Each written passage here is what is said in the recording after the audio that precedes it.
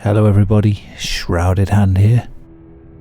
Today I'm going to look at the real life inspiration for one of my favourite horror films, A Nightmare on Elm Street. This video is part of a collaboration with the Proper Horror Show channel. If you watched my Ghost Watch video, you'll know how this works. I or some other creator investigates the real life stories behind famous horror movies. And then on Horror Show's channel we discussed the movie itself in a long form podcast sort of thing. It's an interesting idea and I was glad to be asked to do another one because I really do love this film and I was happy to be given an excuse to talk about it. So without further ado, let's dive into the real horror behind A Nightmare on Elm Street.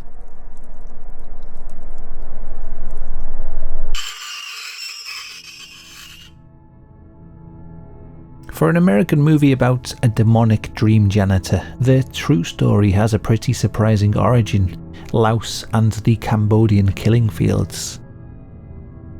Between 1975 and 1979, the communist Khmer Rouge regime led by Pol Pot committed one of the worst atrocities in human history. The Khmer Rouge attempted to create a communist agrarian society. They forcibly relocated millions of people to the countryside and forced them to work on collective farms. This led to famine, disease and death. Mass executions, torture and violence were used to maintain control and eliminate enemies. An estimated 1.7 to 2.2 million people died as a result. Meanwhile, in neighbouring Laos, the Pathet Lao, another communist party who shared similar goals to the Khmer Rouge, also took power, again leading to mass incarceration, torture and death. Many of those persecuted were the Hmong people who had fought for the US-backed Laotian government during the Vietnam War. When the Pathet Lao took power, the Hmong people were targeted because they were seen as having aided the enemy. As you can imagine, life under such terrible regimes would have done some serious psychological damage, so it didn't seem too out of place when refugees escaping to America started having terrible nightmares. These nightmares were particularly prevalent among the Hmong refugees. They claimed an evil presence known as the Da Cho would appear to them when they fell asleep. In an interview, one Laotian man would later describe his encounter with the Da Cho. First, I was surprised, but right away I got real scared. I was lying in bed. I was so tired because I was working very hard then. I wanted to go to school but I had no money. I kept waking up because I was thinking so much about my problems. I heard a noise, but when I tried, I could not move. My bedroom looked the same, but I could see in the corner a dark shape was coming to me. It came to the bed, over my feet, my legs. It was very heavy, like a heavy weight over my whole body, my legs, my chest. My chest was frozen like I was drowning. I had no air. I tried to yell so someone sleeping very close to me will hear. I tried moving, using a force that I can, a strength that I can have. I thought, what if I die? After a long time it went away. It just left. I got up and turned on all the lights. I was afraid to sleep again. The Da Cho does sound very much like your typical sleep paralysis experience. During sleep paralysis, a sleeper awakes to find that they cannot move their body. Then they become aware of a shadowy figure in the room with them.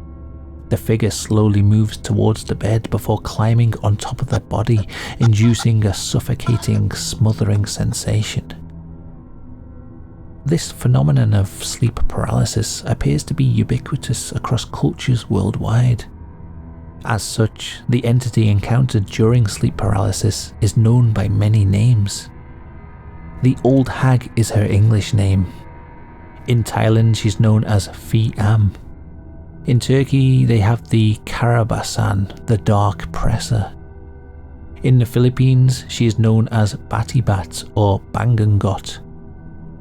Whatever the culture, the details are surprisingly similar. A dark-looking entity climbs on top of the sleeper and suffocates them.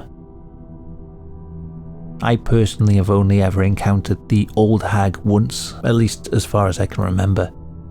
I was probably around 19 and I was going out with this girl, and her house always gave me this weird, eerie feeling. It's hard to describe, it just felt strange whenever I was there. Often when I was sleeping over, I would have really weird dreams, and I remember her telling me that she'd once dreamt of a shadow being coming into the room and trying to drag her out of bed by her feet. Anyway, my sleep paralysis experience didn't involve the usual waking up scenario. I was in the middle of a regular dream and I suddenly felt a weight on top of me, as if someone was lying across me sideways, pushing the weight of their own torso down onto my face. It felt very deliberate and malevolent. I couldn't move a muscle and I couldn't breathe. I must have been gasping for breath and struggling because it woke my girlfriend up. She reached over and shook my arm, and as soon as she touched me, it sort of snapped me out of it and I woke up. There was nothing covering my face that was causing me to choke. It was purely the result of this extremely vivid dream. And essentially, that was my perception of sleep paralysis. A mere reverie, a figment of the imagination. Although disconcerting, it posed no real threat. It was just a dream after all. But here's the strange thing about the Hmong refugees. What started out as simple nightmares became more and more vivid and terrifying. A number of them claimed to be frightened of falling asleep in case the dacho got them, and then it seems she did get them. People started dying in their sleep. Heartbroken family members are recounted witnessing their loved ones gasping and writhing in their beds, desperately struggling for breath. Whilst a few were fortunate enough to be awoken by a caring companion, many were not so lucky and their lives were tragically cut short. According to this news article, the first documented case apparently occurred in Orange County in 1977 when a healthy young man named Lee Dower died in his sleep. Joanne Gill, then a county social worker, recalls the death because she knew Lee Dower so well. There was an autopsy which put down the cause of death as acute cardiac insufficiency. That's a fancy way of saying they didn't know exactly what killed him, she said. As more of these refugees started dying in their sleep, people noticed a pattern, and stories about these mysterious killer nightmares started hitting the headlines. It was these news reports that would inspire a young Wes Craven to create one of cinema's most iconic monsters. In an interview he said, "It was a series of articles in the LA Times, 3 small articles about men from Southeast Asia who were from immigrant families and who had died in the middle of nightmares. And the paper never correlated them, never said, hey, we've had another story like this. The third one was the son of a physician. He was about 21. I've subsequently found out that this is a phenomenon in Laos, Cambodia. Everyone in his family said almost exactly these lines. You must sleep." He said, "No, you don't understand. I've had nightmares before. This is different." He was given sleeping pills and told to take them, and supposedly he did, but he stayed up. I forget what the total days he stayed up was, but it was a phenomenal amount, something like 6-7 days.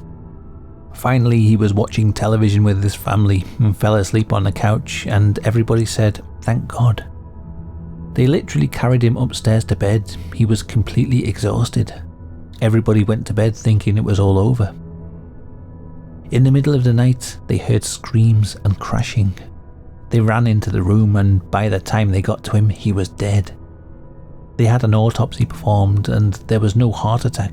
He had just died for unexplained reasons. They found in his closet a Mr. Coffee maker full of hot coffee that he had used to keep awake. They also found all of his sleeping pills that they thought he had taken. He had spit them back out and hidden them. It struck me as such an incredibly dramatic story that I was intrigued by it for a year at least, before finally I thought I should write something down about this kind of situation.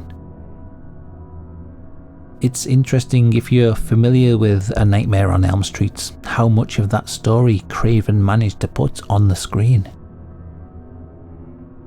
There has been 117 of these kinds of unexplained deaths reported among the Hmong refugee population in America.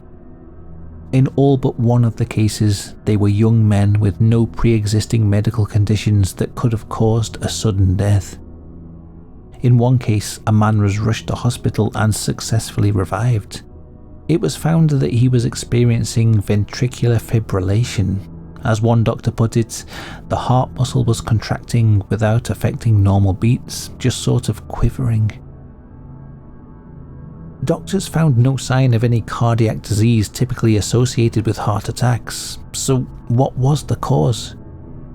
There was a widespread belief among the refugees that the nerve gas used on them during the Vietnam War was the cause of the nightmares and the deaths. This theory was dismissed by medical professionals who questioned why it would have such a delayed effect and only affect young men when thousands of people, men and women, young and old, had all been exposed to the gas. Another popular belief among the Hmong people was that they'd left their ancestor spirits behind in Laos and were unprotected from spiritual attacks. This left them vulnerable and allowed the Da Cho to attack them in their sleep. These nightmare deaths don't just affect the Hmong refugees though. There are similar reports from other communities. In Japan, the phenomenon is known as Pokuri death syndrome. In Thailand it's called Lai Tai, and in the Philippines it's known as Bangungut.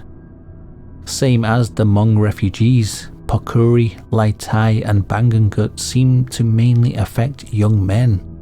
They die suddenly in their sleep for no obvious reason, and it appears to be associated with nightmares and sleep paralysis.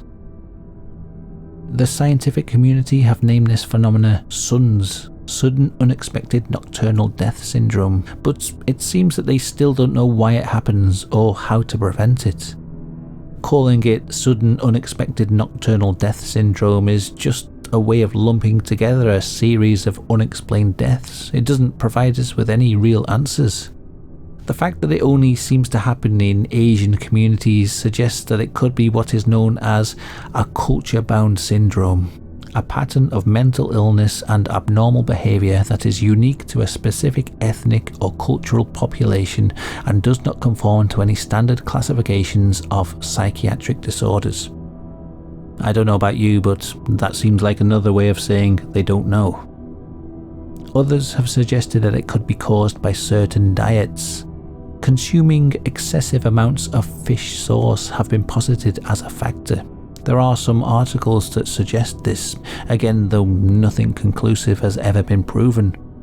As it stands, nobody really knows what causes these nocturnal deaths, so I guess the dream demon hypothesis is still on the table. To be honest, recalling my own sleep paralysis experience, I can't imagine how people might choke to death or their hearts might stop during such an experience. I remember really feeling like I was gasping for breath. Perhaps this causes more deaths than we realise. Maybe people die suddenly in their sleep and we just don't make the link between the old hag and these mysterious deaths. And so that's part of what inspired Freddy Krueger. There were other influences that Wes Craven drew on, certain life experiences that inspired Freddy's appearance.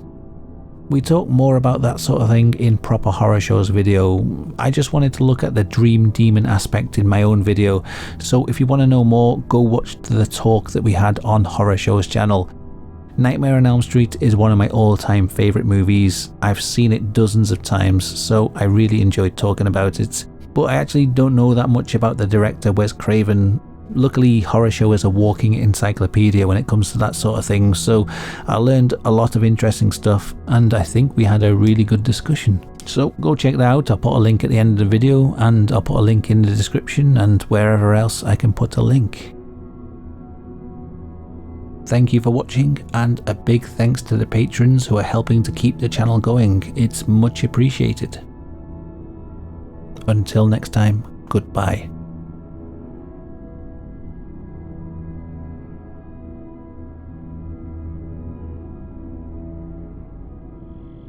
whatever you do, don't fall